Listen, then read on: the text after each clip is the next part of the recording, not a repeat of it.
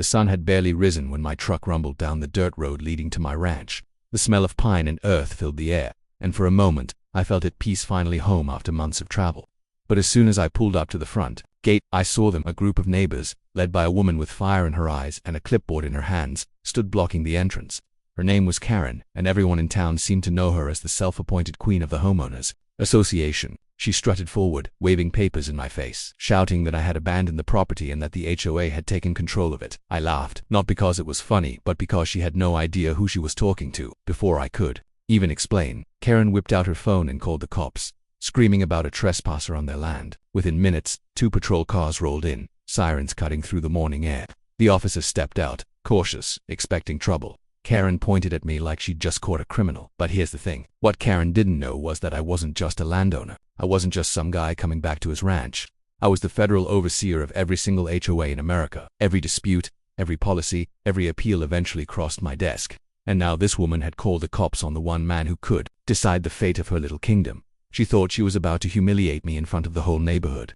She thought she was about to win. But the truth, she had just declared war against the very person who held the power to end her reign forever. The morning air was crisp and carried the kind of silence that only country land could provide. My truck's tires crunched against the gravel road. As I drove toward my ranch, a place I hadn't seen in nearly a year, work had kept me traveling, and though I missed the quiet charm of the land, duty always came first. But now I was back, and I expected to spend the day walking through familiar pastures, checking on the fences, and maybe even lighting a fire in the old stone pit out back. What I didn't expect was the mob waiting at my gate. They stood in a cluster, about a dozen neighbors, most of them familiar faces I'd seen before but hadn't interacted much with. At the center of the group, holding a clipboard like it was some kind of weapon, was a woman I immediately recognized. Karen. I had heard about her long before I left. She was the type of person who lived for control, the type who measured her worth by how many rules she could enforce. She wasn't elected to lead the homeowners association. She had simply declared herself its voice. And over time, people either fell in line or were bullied into silence. As I rolled to a stop, Karen marched forward, her short heels clacking against the pavement even though we were still at the edge of ranch country. She pointed at my gate like she owned it, and barked, "This property is no longer yours. You abandoned it, and the HOA has taken over. You can't just waltz back here like nothing happened."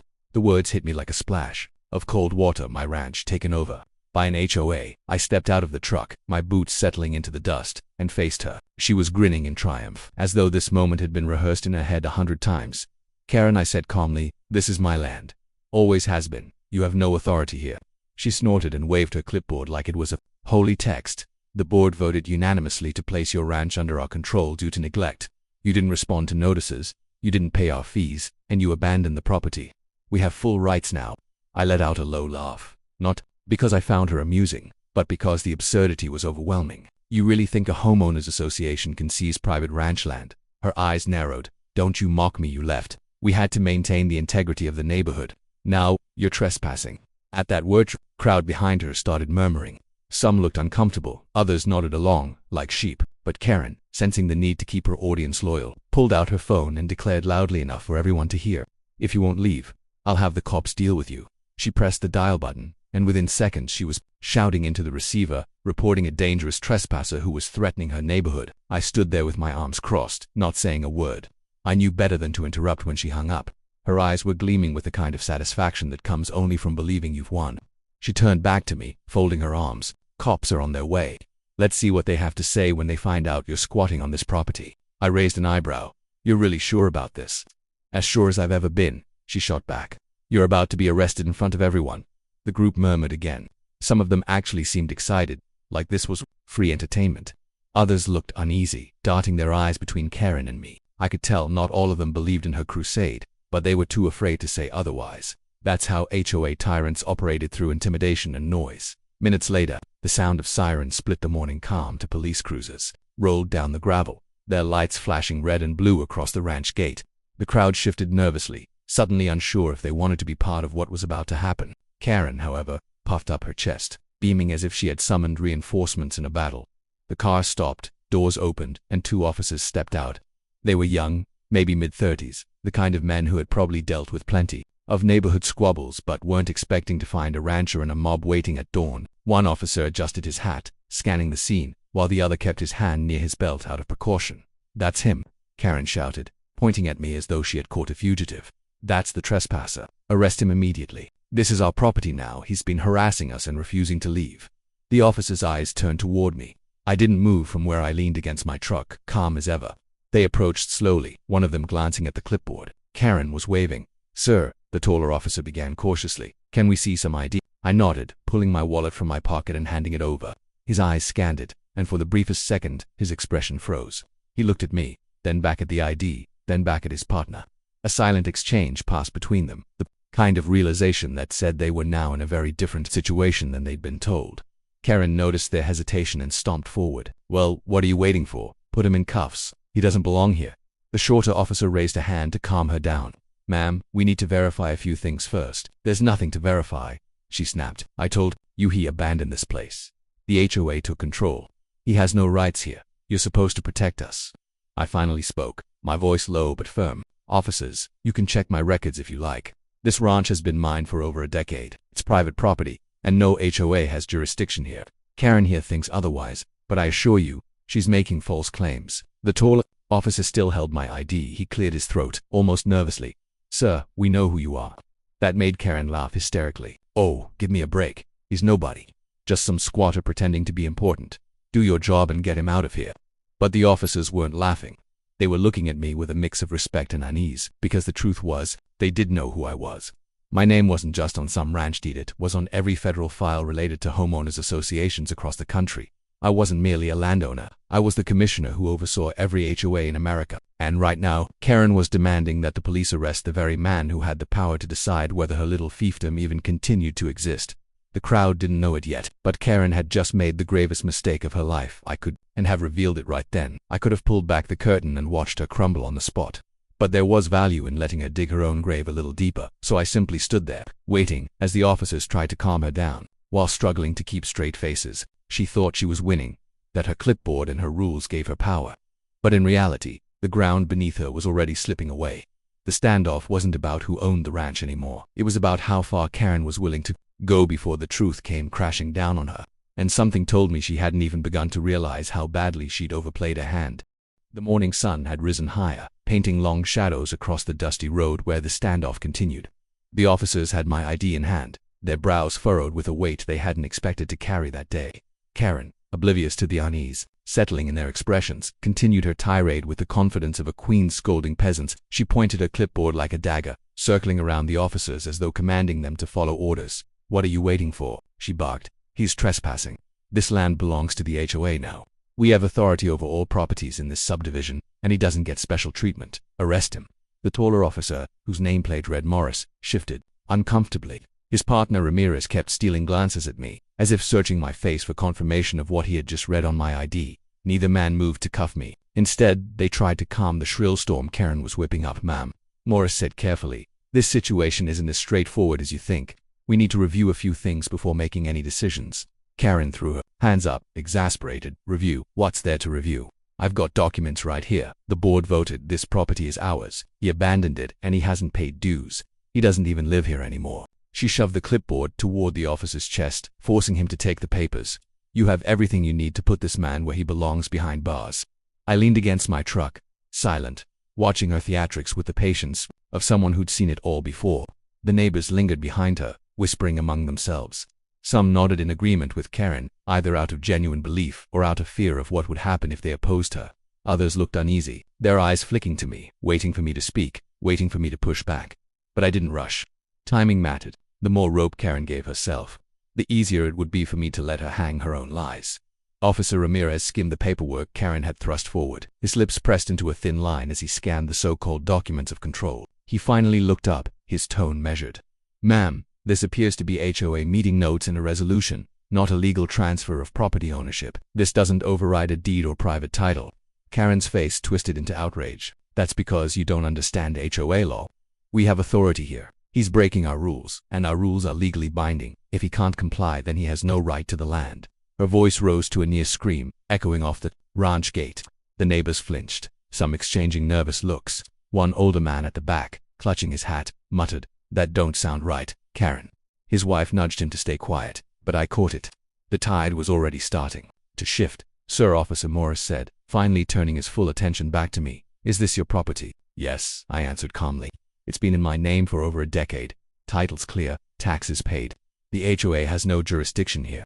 What they're claiming, I nodded toward Karen, isn't legally valid. Karen exploded. He's lying. He's just a squatter who abandoned the place and now wants to play landowner. Don't fall for it.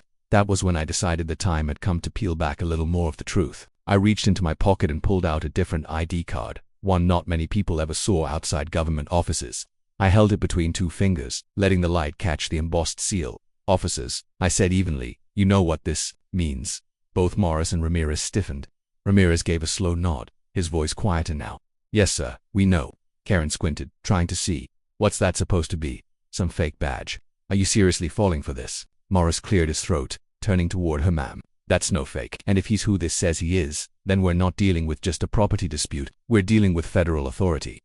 The crowd rippled with confusion. Karen blinked rapidly, thrown off for the first time. Federal authority? Don't be ridiculous. He's just bluffing. You think some big-shot government man would live in this dump? Don't make me laugh. I pushed off the truck, finally standing tall, my presence commanding enough to hush the whispers around us. I don't live here because of luxury, Karen. I live here because it's mine, and I don't work for show. I work because I oversee every single homeowners association in this country. Every rule, every complaint, every violation eventually passes through my office. You've called the cops on the one man who can dismantle your entire HOA with a single stroke of a pen. The silence that followed was thick enough to choke on. The neighbors stared at me, their mouths slightly open. Some seemed skeptical, others utterly shocked. But the officers, the only ones who had seen my credentials, gave weight to my words simply by standing at attention. Karen barked out a laugh, but it was brittle now, the sound of someone trying to hold on to authority slipping through her fingers. Oh please, do you expect us to believe you're some national overlord of HOAs? That's absurd.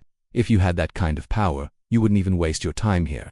On the contrary, I said, my tone cool. I take a very personal interest when someone abuses their neighbors. I've heard stories about you even before I came home, complaints of unfair fines, of intimidation, of funds collected and never accounted for. Do you really think none of that reaches my desk? Her jaw tightened, and for the first time, doubt flickered in her eyes. She knew she'd been skimming, twisting rules, bleeding her neighbors dry, and now she realized she might have brought all of it directly under the scrutiny of the one man with the power to end her little empire. You're bluffing, she whispered, more to herself than anyone else. No, I said firmly. You. Other neighbors began buzzing. One man in a flannel shirt asked loudly, wait, is that true? You oversee all HOAs? Another woman clutched her daughter's hand and added, does that mean she can't actually take our homes if we don't pay her fees? Karen spun on them, her face red. Don't listen to him, he's lying. Everything I've done has been legal, but the doubt had taken root. The officers weren't moving against me. The neighbors weren't nodding along with her anymore. Her iron grip on their fear was slipping, and she could feel it. I kept my voice level, letting each word cut through her panic. You've ruled through intimidation, Karen, but intimidation only works until the truth shows up. And now, the truth is here. Her hand trembled as she gripped the clipboard tighter like it was her shield. She opened her mouth to shout again, but no words came out. For the first time, Karen looked small. The officers turned to me, waiting. They weren't going to act without my lead. Not now. This was no longer their local matter, it had become something bigger. The crowd, sensing the shift, pressed forward, slightly their curiosity outweighing their fear. A storm was brewing, and Karen was standing at its eye. And I wasn't done yet. The tension in the air was sharp enough to cut.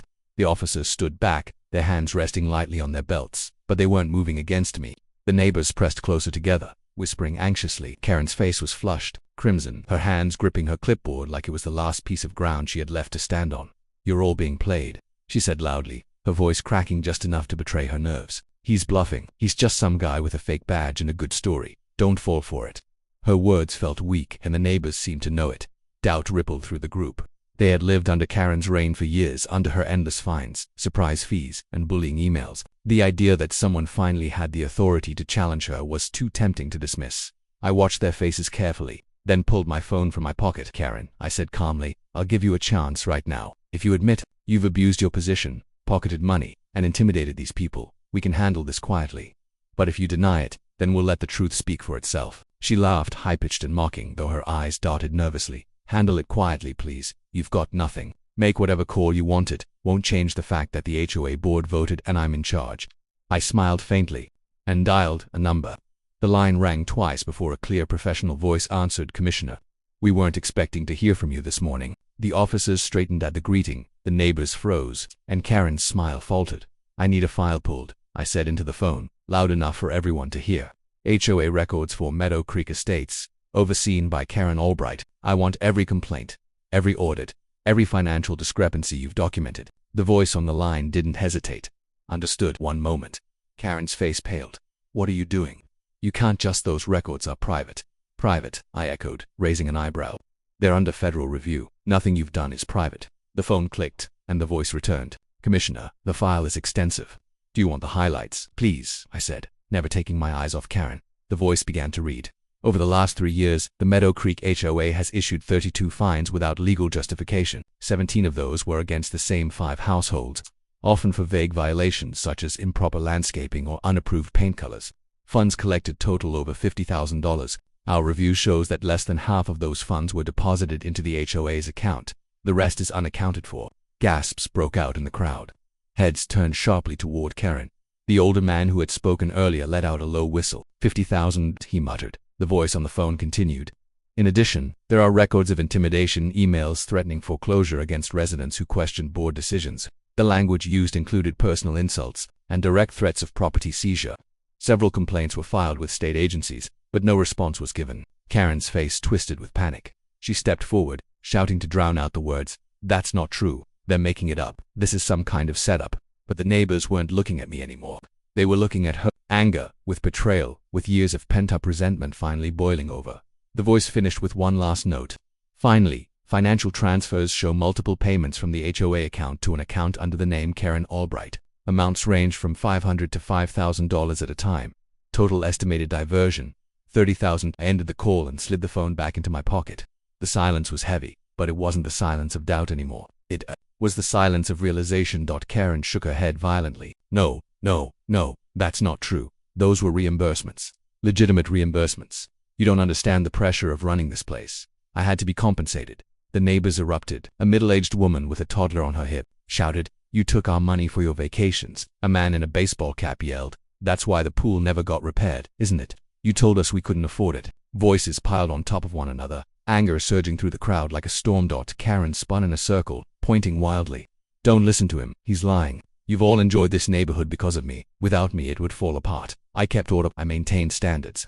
Her words sounded hollow now, swallowed by the fury of the people she had controlled for so long. I raised a hand, and the crowd quieted just enough for me to speak. Order isn't maintained by fear. It's maintained by fairness. You've stolen from them. Karen, you've bullied them, and you thought you could intimidate me into silence. But the truth always comes out. The officers stepped closer to her now, their faces set. They weren't looking at me anymore. They were looking at her like a suspect. Karen backed away, clutching her clipboard to her chest like it could shield her. "You can't do this. You don't have the authority." I cut her off, my voice firm and final. "I have more authority than you could ever imagine. And I'm giving these people the choice right now. Either dissolve this corrupt HOA, or place it under federal supervision and remove Karen permanently. The decision isn't mine, it's theirs." The neighbors erupted again, but this time with purpose. They huddled together, voices rising in agreement. It wasn't even a debate. Within minutes, the consensus was clear. They were done with her. An older woman stepped forward, speaking for the group. "We vote to dissolve it. We don't want to live under her rules anymore. We want our freedom back." The cheer that followed shook the air. People clapped, hugged, and some even cried. Years of frustration lifted in an instant. Karen stood frozen, her face a mask of disbelief. The clipboard slipped from her fingers and hit the ground with a hollow clatter. She stared at it as though it had betrayed her, as though the power she had clung to for so long had evaporated before her eyes. I looked at her one last time. "You ruled with greed and fear, and now you have nothing. This neighborhood belongs to its people again, not to you." She opened her mouth to argue, but no words came. She turned away, trembling, and pushed through the crowd. No one followed her. No one defended her. She was alone. The neighbors turned to me then, their expressions filled with gratitude. "Thank you," one man said, his voice thick with emotion. "We thought we'd never get rid of her. She had us all scared." "You're free now," I told them simply. "Use it well. Don't let another tyrant rise in her place." The officers gave me a respectful nod, their earlier caution replaced with admiration. The sun was fully risen now, casting warm light over the ranch. What had begun as a confrontation had become a turning point. Karen thought she had the power to take everything from me, but in the end, she had lost everything herself. Karen hadn't moved for what felt like a long minute, her face frozen in disbelief as if the clipboard on the ground still carried authority. The neighbors' cheers and laughter rang in the air like freedom bells, and yet she stood there trembling, her fingers twitching as though she still wanted to grab hold of the power slipping from her grasp. Finally, she snapped out of her daze and spun around, pointing an accusing finger at me. This isn't over. You think you can come in here and trick everyone with some fancy badge and a phone call? You don't live here anymore. You have no right to decide anything for this community. Her voice cracked under the strain, but she was determined to keep fighting. The neighbors fell quiet again, not out of respect but curiosity. It was like watching a snake thrash after its head had already been cut off, fugly, frantic, and pointless. You people, she shouted at the crowd, her voice shrill and trembling. Don't you see what's happening? He's lying to you. He's manipulating you. Everything I did for this neighborhood. The landscaping rules, the parking tickets, the pool closures, all of it was for you, for order. Without me, this place will turn into chaos. The man in the baseball cap, who had spoken earlier, stepped forward, his voice steady. Order. You fined my wife $200 because she planted sunflowers instead of roses. You called them weeds. Karen's face twitched. It was against the guidelines. Another woman shouted from the back. You threatened to foreclose on my house because my mailbox was dented. Do you call that order? The crowd murmured louder, voices stacking against her. Each person remembered some injustice, some petty rule, some intimidation tactic that had made their lives miserable. I let them speak, their anger fueling the fire that Karen could no longer contain. Then, when the noise quieted just enough, I stepped forward. Karen, you don't understand something, I said firmly. Authority isn't something you steal. It isn't something you wave around on a clipboard. Authority comes with responsibility and accountability, and you've shown neither. She sneered, though her voice wavered. And what gives you the right to judge me? I met her eyes. Calm and unwavering. The law. The same law you've been twisting to suit yourself. The position I hold gives me the right to audit any HOA in this country, to dissolve it if necessary, and to prosecute those who misuse it for personal gain. And make no mistake, what you've done qualifies as misuse. The officers shifted closer, their hands hovering near their belts again. Not because of me, but because Karen's body language was unraveling. She looked cornered, her chest heaving, her eyes darting from the crowd to the officers to me, as if searching for a way out that no longer existed. You're bluffing, she whispered, though she didn't sound convinced anymore. You can't prove any of it in court. Karen's eyes said evenly, the proof is already in my office. Every dollar you pocketed, every false fine, every threat you put in writing. It's all documented, and now it's out in the open. If I wanted to, I could have you in handcuffs by sundown. The neighbors gasped, the weight of those words sinking in. Some looked at her with disgust, others with outright rage. Karen's face twisted, her voice desperate now. I was keeping things in order. You don't understand what it's like to deal with people who don't follow the rules. I had to be strict. I had to know, I said, my voice sharp.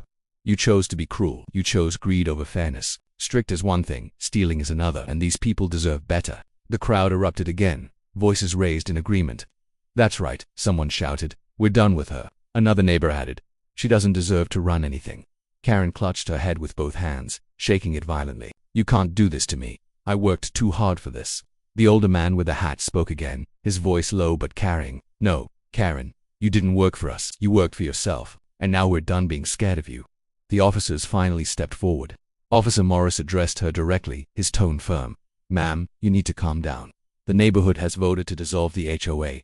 That means you no longer have authority here. Continuing to claim control could be considered harassment or even fraud. Her jaw dropped. Fraud me? You're accusing me of fraud. $30,000 says otherwise. Ramirez replied coldly. The neighbors cheered again, some clapping, others shouting insults at her. Karen shrank back, her face pale, her once fiery confidence now smothered by the sheer weight of truth. I took a step closer, my voice quieter now, but every word cut sharp. Karen, this is your last warning. Walk away now with whatever dignity you have left, or I'll open a formal investigation that will make your life very difficult. You'll lose more than just a clipboard, you'll lose your freedom. She looked at me, her eyes wide, the reality sinking in at last. Her lip trembled as she clutched the useless papers tighter to her chest. For a moment, she looked like she might faint. Then, without a word, she turned and pushed her way through the crowd again. This time, no one moved aside politely. They let her shove past, glaring at her as if she were a stranger who'd trespassed in their lives. The silence she left behind was thick, broken only by the sound of her heels clicking down the road until they faded into nothing when she was gone. The neighbors erupted in cheers once more. Some hugged, others shook hands, and many simply breathed in relief as though a heavy weight had been lifted from their chests. The older woman who had spoken earlier came forward, her voice softer now. Thank you, sir. We didn't think anyone could stand up to her. She made our lives miserable. I nodded. She ruled through fear. But fear only works until people realize they don't have to live under it. The man in the baseball cap scratched his head. What happens now, without the HOA? I smiled faintly. That's up to you. You can form a new one, run by people who care about the community, or you can live free without one at all. Either way, you'll never answer to her again. cheer that followed was softer this time, more thoughtful, more hopeful. They weren't just celebrating Karen's downfall, they were celebrating their own future. The officers gave me a respectful nod before stepping back to their cruisers. "We'll file a report," Maurice said, "but I think it's safe to say the problem's been solved." As the crowd began to disperse, families walking together and neighbors talking like friends again, I leaned against my truck, looking out at the land beyond the gate. The sun was fully overhead now, lighting the fields with golden warmth. My ranch was still mine, my authority still stood, and for the first time in a long while, the neighborhood finally belonged to the people instead of one woman's greed. Karen had thought she could control me with her rules, but in trying to crush me she had only exposed herself. And now, her reign was over. The neighborhood buzzed with a nervous energy the moment the vote was cast. The residents, who had long been living in fear under Karen's tight grip, now stood shoulder to shoulder in something they hadn't felt in years, solidarity there. Voices, once hushed and doubtful, rose with confidence as they made their choice clear: dissolve the HOA and rid themselves of Karen's tyranny once and for all. The officers scribbled notes, documenting every decision while I leaned quietly against my truck, letting the weight of the moment settle in. It wasn't every day an entire neighborhood found its voice again. Karen stood in the center of it all. Frozen, her clipboard clutched so tightly in her hands that her knuckles had turned white. Her eyes darted around, searching desperately for support, but there was none left for her. The same people she had bullied with fines, humiliated with rules, and silenced with threats now stared at her with a mix of anger and disappointment. The clipboard that once made her feel like a queen now looked like nothing more than a cheap prop for the first time. She realized she was standing alone. She tried to rally, her voice shrill and cracked as she barked about order and community standards. She shouted that without the HOA, the neighborhood would collapse into chaos, that property values would plummet, and no one would maintain the beauty of their homes. But her words fell flat. The people had seen too much, and they knew the truth. Now, they had seen how she pocketed their money, how repairs were neglected while her own yard bloomed with fresh renovations funded by their dues. They weren't buying her lies anymore. One of the elderly residents, a man named Mr. Higgins who had been fined over and over for keeping a small birdhouse on his porch, spoke up. His voice trembled at first, but it grew stronger with each word. "Karen, you don't care about this neighborhood. You only cared about power. You fined me for $20 every month over a birdhouse, while you paved your driveway with our money. You never cared about us." His words cut through the crowd like a knife, and suddenly, dozens of others began voicing their own stories. A young mother described how Karen had tried to dictate the color of her baby's playpen in the backyard, threatening to issue citations if it wasn't removed. A retired couple shared how they had been harassed for keeping their RV parked on their own driveway, despite HOA rules not applying to recreational vehicles under federal law. The more people spoke, the clearer it became Karen hadn't been protecting the community. She had been ruling it like a petty dictator. The officers, listening quietly, exchanged glances with each other and with me. They didn't need to intervene. The neighborhood itself was delivering justice in the most powerful way through truth. Karen's face grew redder with each accusation, her voice drowned out by the wave of anger and liberation. I finally stepped forward, raising my hand slightly to calm the noise. The voices slowly quieted, and every eye turned toward me. I spoke calmly, but with a firmness that carried over the crowd. What Karen has done here is a violation of trust, of community, and of the very principles an HOA was meant to stand for. You, the residents, were supposed to be protected. Instead, you were exploited. But today, you've taken back your power. This neighborhood belongs to you, not to her. The crowd erupted in cheers, and for a moment, the weight of years of oppression lifted. Neighbors hugged each other, some even wiping tears from their eyes. It was as if they had all been holding their breath for far too long and were finally free to exhale. Karen, on the other hand, looked like she had been struck. Her world, her empire of fines and control was collapsing in front of her eyes, and there was nothing she could do to stop it. But Karen wasn't done trying. She stomped her foot like a child throwing a tantrum. "You can't do this. You need me. None of you are capable of running a community without me. You'll regret this decision. You'll all come crawling back, begging me to fix the mess you've made." Her voice was shrill, desperate, but no one believed her anymore. I turned to the officers, who nodded, and then back to the residents. "It's official," I declared. "This HOA is dissolved. Karen no longer has any authority here. Any contracts, fines, or restrictions she imposed are void. If she continues to harass or threaten anyone, she will be held accountable under federal law." The officers stepped forward, warning Karen to stand down and reminding her she was now just another resident, equal to everyone else. The look on her face was unforgettable. For the first time, she wasn't the one in control. She wasn't the one barking orders, waving fines, or dictating rules. She was just another person stripped of the false crown she had worn for so long. She tried to speak, but no words came out. Her mouth opened and closed like a fish gasping for air. But her power was gone, Her reign ended. As I looked at the residents, I could see hope in their eyes again. Parents smiled as their kids ran freely across lawns, no longer fearing punishment for playing outside past a curfew. Couples stood close, talking with excitement about what the future of the neighborhood could look like without the shadow of constant harassment. For the first time, they could make decisions together, as a true community, without one person lording over them. I climbed into my truck, ready to leave. The crowd gathered around, some clapping me on the shoulder, others thanking me with tears. In their eyes, "We never thought we'd be free of her," one woman whispered. "You gave us our neighborhood back." I smiled and told her the truth. "You gave it back to yourselves. All I did was remind you of your power." As I started the engine, Karen still stood in the middle of the street, frozen in disbelief, her clipboard hanging limply at her side. She had thought she was invincible. She had thought she could use rules and fear to control others forever. But she had forgotten the most important truth. People always find their voice, and once they do, no clipboard, no rule, no fine can ever silence them again. The officers cleared the street as I drove away, the sound of cheers following me down the road. The sun shone brightly now, its light spilling across the fields and homes like a promise of new beginnings.